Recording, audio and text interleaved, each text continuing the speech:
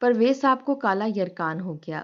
بہو فاطمہ نے بستر اٹھا کر اسٹور روم میں پھینک دیا اور کہا، ہمارے کمروں میں نہ آنا، کہیں میرے بچوں کو بیماری نہ لگ جائے۔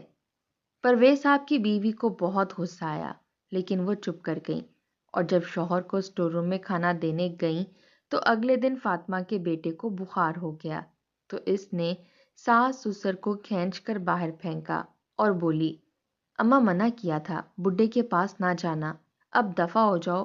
اور وہ فوراً بچے کو لے کر ڈاکٹر کے پاس گئی، تو ڈاکٹر کی بات سن کر وہ مفلوج ہو گئی، کیونکہ کھانس کھانس کر بڈھے نے جینا حرام کر رکھا ہے۔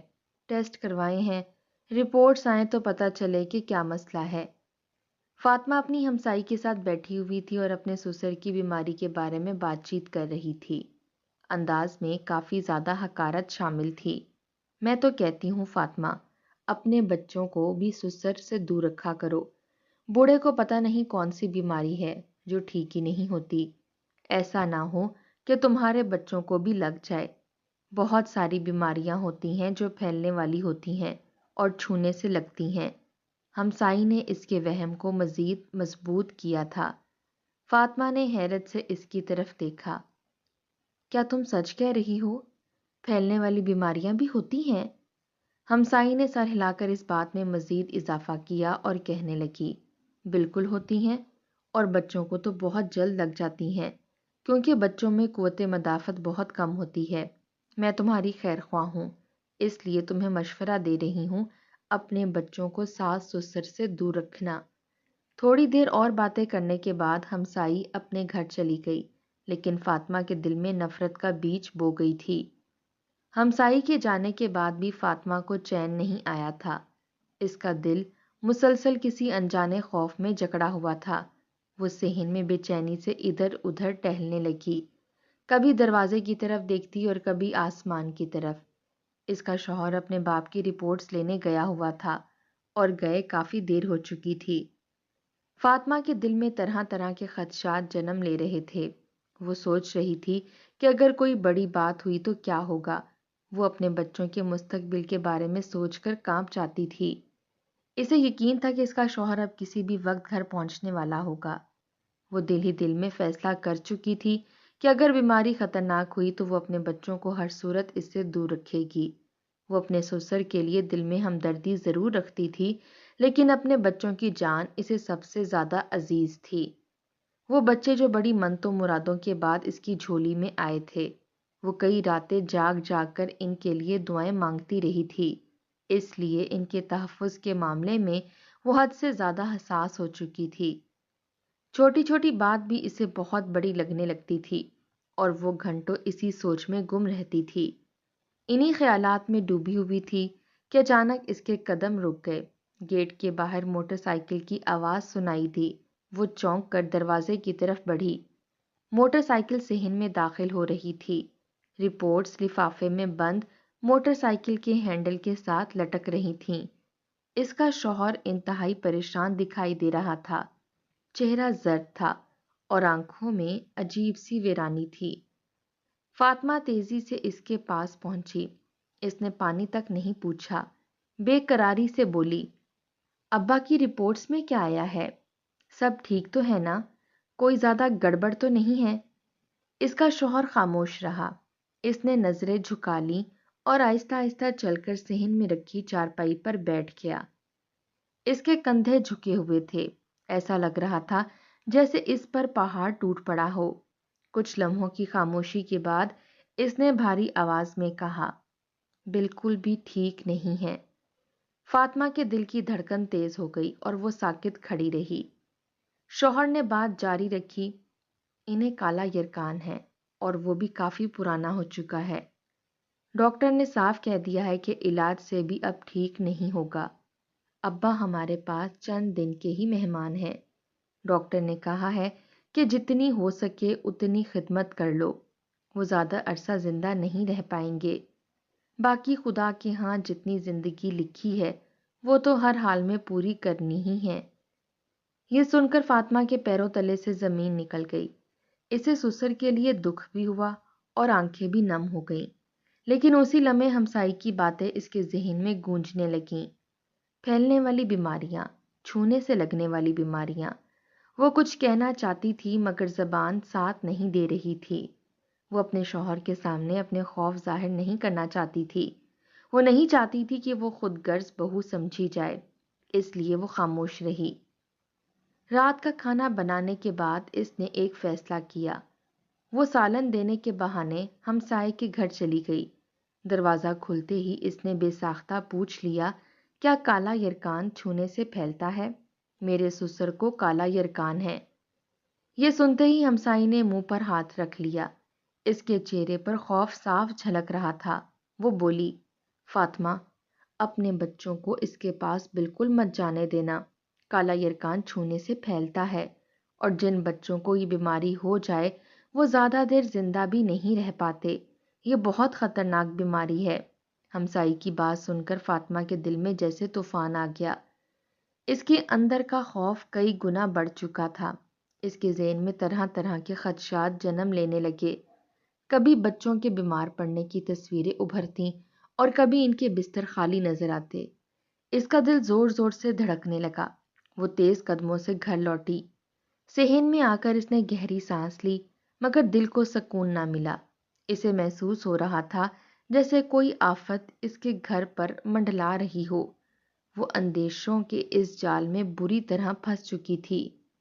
تصور ہی تصور میں اس نے بیماری کو عجیب سی شکل اختیار کر کے اپنے بچوں سے چمٹتے بھی دیکھ لیا تھا۔ وہ ایک دم جھرجھری بھر کر رہ گئی۔ اس کا سسر ابھی بھی چارپائی پر پڑا کھانس رہا تھا، لیکن اب فاطمہ کو اس پر ترس نہیں آیا تھا بلکہ غصہ آیا تھا، جو اپنی پھیلنے والی بیماری کے ساتھ اس کے بچوں کو بھی بیمار کر سکتا تھا۔ پرویز صاحب کو پوتوں سے بہت محبت تھی۔ وہ ان کے بغیر نہیں رہ سکتے تھے، لیکن انہیں خبر نہیں تھی کہ یہی محبت ان کی سب سے بڑی سزا بننے والی ہے۔ وہ کھانسنے لگے تو ایک پوتا بھاگ کر ان کے لیے پانی لے کر آیا۔ فاطمہ نے یہ منظر دیکھا تو خوف کے گھونٹ بھر کر رہ گئی۔ اگلے دن اس کے شوہر کو واپس اسلام آباد کام کے سلسلے میں چلے جانا تھا۔ وہ اسلام آباد میں ہی رہتا تھا اور وہیں پر کام کرتا تھا، جبکہ فاطمہ ہی پیچھے سے ساس سسر کو سنبھالتی تھی۔ اکیلے بچوں کی پرورش کر رہی تھی۔ باپ کی بیماری کا سن کر وزیر کچھ دن کے لیے گھر آیا تھا۔ اب باپ کے ٹیسٹ کروائے تھے اور انہیں دوا لے کر دینے کے بعد اگلے دن اس کا واپسی کا پروگرام تھا، کیونکہ کافی چھٹیاں ہو گئی تھیں۔ اگر وہ چھٹیاں کرتا رہتا تو باپ کی دوائی کے پیسے کہاں سے لاتا؟ اس کی تنخواہ تو اتنی تھی کہ بس گھر ہی چلتا تھا اور تھوڑی بہت بچت ہو جایا کرتی تھی۔ اگلے دن جیسے ہی وزیر پردیس روانہ ہوا، فاطمہ کی سوچ اور رویہ یکسر بدل گیا۔ اس کے دل میں بیٹھا ہوا خوف اب بدگمانی میں تبدیل ہو چکا تھا۔ اس نے بنا کسی تردد کے ساس سسر کے کمرے کا رخ کیا۔ وہاں پڑا ہوا بستر اٹھایا اور گھسیٹتی ہوئی اسٹور روم میں لے جا کر پھینک دیا۔ اس کے چہرے پر رحم یا ندامت کا کوئی اثر نہ تھا، جیسے اس نے دل میں پہلے ہی فیصلہ کر رکھا ہو کہ اب اس گھر میں سب کچھ اسی کی مرضی سے ہوگا۔ بعد میں اس نے ساس سے سخت لہجے میں کہا کہ چلیے انہیں اسٹور روم میں چھوڑاتے ہیں، انہیں کالا یرکان ہے، میرے بچے بھی ان کی وجہ سے بیمار ہو سکتے ہیں۔ ساس یہ سن کر ساکت رہ گئیں۔ ان کے دل کو جیسے کسی نے مٹھی میں جکڑ لیا ہو۔ وہ نرمی سے بولیں کہ فاطمہ، یہ تم کیسی باتیں کر رہی ہو؟ وہ بہت بیمار ہیں، ایسی حالت میں اسٹور روم میں کیسے رہیں گے؟ اور یہ بیماری چھونے سے نہیں پھیلتی۔ خدا نخواستہ ہمیں بھی اپنے پوتے بے حد عزیز ہیں، ہم کیوں انہیں بیمار کریں گے؟ تم اپنے دل سے یہ سارے وہم نکال دو بچی۔ ساس نے بہت پیار اور سمجھداری سے اسے سمجھانے کی کوشش کی تھی، مگر فاطمہ کا دل جیسے پتھر ہو چکا تھا۔ وہ مزید اکڑ گئی۔ اس نے ایک لمحہ بھی نہ سوچا اور پرویز صاحب کو گھسیٹتے ہوئے اسٹور روم میں لے گئی۔ پرویز صاحب نے جب اپنے ساتھ ایسا سلوک ہوتے دیکھا تو ان کی آنکھوں سے آنسو بہنے لگے۔ وہ اندر ہی اندر ٹوٹ چکے تھے۔ انہیں اس بات کا شدید دکھ تھا کہ جن کے لیے انہوں نے ساری زندگی محنت کی، آج وہی انہیں بیماری کی حالت میں یوں ذلیل کر رہے ہیں۔ اسی لمحے ان کے منہ سے بے اختیار نکلا کہ انہوں نے کبھی ایسی موت کی دعا نہیں مانگی تھی۔ انہیں گھر والوں سے ایسے سلوک کی امید نہیں تھی۔ ان کی بیوی فوراً ان کے پاس بیٹھ گئی۔ اس نے ان کے آنسو اپنے آنچل سے پونچھے اور دل جوئی کرنے لگی۔ وہ دھیمی آواز میں کہنے لگی کہ حوصلہ رکھیں، اللہ بہت بڑا ہے، آپ بہت جلد ٹھیک ہو جائیں گے، پھر فاطمہ ہمیں دوبارہ ہمارے کمرے میں جانے دے گی۔ وزیر کو اس بات کا کچھ مت بتائیے گا، وہ پردیس میں رہتا ہے، دن رات محنت کرتا ہے، وہ ویسے ہی بچوں اور گھر کے لیے پریشان رہتا ہے، آپ کی ٹینشن الگ سے لے لے گا۔ وہ بار بار یہی کہتی رہیں کہ ہمارا اللہ وارث ہے، جس نے دکھ دیا ہے وہی ختم بھی کرے گا۔ وہ ہر ممکن طریقے سے اپنے شوہر کی دلجوئی کرتی رہیں۔ پرویز صاحب بھی شریک حیات کی ایسی تسلی دینے والی باتیں سن کر کچھ مطمئن ہو گئے تھے، مگر وہ یہ نہیں چاہتے تھے کہ اصل امتحان ابھی کیا ہے۔ پرویز صاحب کی بیوی دن رات ان کے ساتھ رہنے لگی۔ وہ خود کو تھکا دیتی مگر شوہر کی خدمت میں کوئی کمی نہ آنے دیتی۔ ایک دن وہ پرویز صاحب کو کھانا کھلا کر برتن کچن میں رکھنے جا رہی تھی کہ فاطمہ کی نظر اس پر پڑ گئی۔ فاطمہ فوراً بولی کہ ان کا کھانا الگ برتن میں بنائیے گا، ہمارے برتنوں کے ساتھ رکھنے کی کوئی ضرورت نہیں ہے، اور اگر آپ کو اپنے شوہر کی اتنی ہی خدمت کرنی ہے تو میرے بچوں سے دور رہا کریں۔ کالا یرکان پھیلنے والی بیماری ہے، میں نہیں چاہتی کہ میرے بچے آپ کی وجہ سے بیمار ہو جائیں۔ یہ سنگ دلانہ باتیں سن کر پرویز صاحب کی بیوی کا دل دکھ سے بھر گیا۔ اس کی آنکھوں میں آنسو آ گئے مگر اس نے صبر کیا۔ وہ دھیمے لہجے میں بولی کہ فاطمہ، خدا سے ڈرنا چاہیے، بیماری سے زیادہ آزمائش ان رشتوں کی ہوتی ہے جو بیمار کے ساتھ جڑے ہوتے ہیں۔ اچھا انسان وہی ہوتا ہے جو برے وقت میں اپنوں کا ساتھ دے۔ ساس نے ایک بار پھر بردباری سے فاطمہ کو سمجھانا چاہا مگر فاطمہ نہ جانے کن کن وہموں میں مبتلا ہو چکی تھی۔ اس نے بات کا مذاق اڑایا اور طنزیہ انداز میں بولی کہ نیکی اپنی جگہ، احتیاط بھی کوئی چیز ہوتی ہے، آپ نے خود تو بیمار ہونا ہی ہے، میرے بچوں کو مت کر دیجیے گا۔ یہ کہہ کر وہ وہاں سے چلی گئی۔ ساس وہیں کھڑی رہ گئیں۔ ان کے دل میں ایک ٹھیس اٹھی۔ وہ جانتی تھیں کہ یہ سب صرف بیماری کا خوف نہیں بلکہ دلوں کی سختی کا نتیجہ ہے، اور وہ دل ہی دل میں یہ دعا مانگنے لگیں کہ اللہ اس گھر کو اس آزمائش سے سرخرو نکالے۔ اگلے دن صبح فاطمہ کے بیٹے کو بخار ہو گیا۔ بچے کے جسم میں گرمائش محسوس کر کے فاطمہ کے دل کی دھڑکن تیز ہو گئی۔ اس نے فوراً سوچا کہ یہ اس کی ساس کی وجہ سے ہوا ہے۔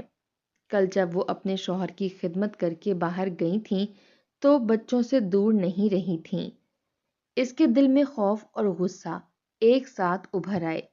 اس نے فوراً ساس کو گھور کر کہا کہ تم بیمار شوہر کی خدمت کر کے باہر جاتی ہو اور ایسے ہی میرے بچوں کو چھو لیتی ہو، تمہارے اس رویے کی وجہ سے میرا بچہ بیمار ہو گیا ہے۔ وہ اپنی آواز کو تھوڑا بلند کر کے بولتی رہی کہ ایسے رویے سے بچے کو نقصان پہنچ سکتا ہے۔ اس کے لہجے میں شدید حقارت اور غصہ دونوں شامل تھے۔ ساس خاموش رہیں مگر فاطمہ کے دل کی بے چینی اور غصہ اتنا زیادہ تھا کہ وہ کسی بھی سنجیدہ جواب کے لیے تیار نہیں تھی۔ فاطمہ نے بچے کو اپنی گود میں اٹھایا اور فوراً باہر نکل گئی۔ اس کے قدم تیز تھے اور دل خوف سے بھرا ہوا تھا۔ راستے میں اس کے ذہن میں یہ خیالات گردش کر رہے تھے کہ اگر بچے کو کچھ ہوا تو یہ سب ساس کی غلطی اور اس کے عمل کی سزا ہوگی۔ وہ اپنے بیٹے کو ہر حال میں محفوظ رکھنا چاہتی تھی۔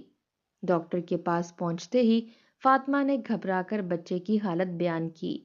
اس نے فوراً پوچھا کہ کیا یہ کالا یرکان یا کوئی پھیلنے والی بیماری ہے؟ ڈاکٹر نے بچے کو چیک کیا اور تھوڑی دیر بعد مسکرا کر کہا کہ یہ صرف معمولی موسمی بخار ہے۔ فاطمہ کے چہرے پر خوف اور بے چینی اب بھی صاف تھی۔ اس نے پوچھا کہ کیا واقعی اسے کوئی خطرناک بیماری تو نہیں لگی؟ ڈاکٹر نے حیرت سے اس کی طرف دیکھا اور کہا کہ آپ اتنے جدید دور میں بھی ایسی باتیں کر رہی ہیں۔ اس نے نرم لہجے میں کہا کہ اسلام کی احادیث میں بھی تہمات رکھنے سے منع کیا گیا ہے اور ہر معاملے میں صرف اللہ پر بھروسہ کرنے کی تعلیم دی گئی ہے۔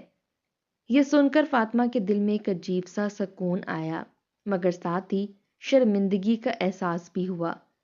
وہ جانتی تھی کہ اس نے اپنے خوف اور وہم کی وجہ سے اپنی ساس اور سسر کے ساتھ سخت رویہ اختیار کیا تھا۔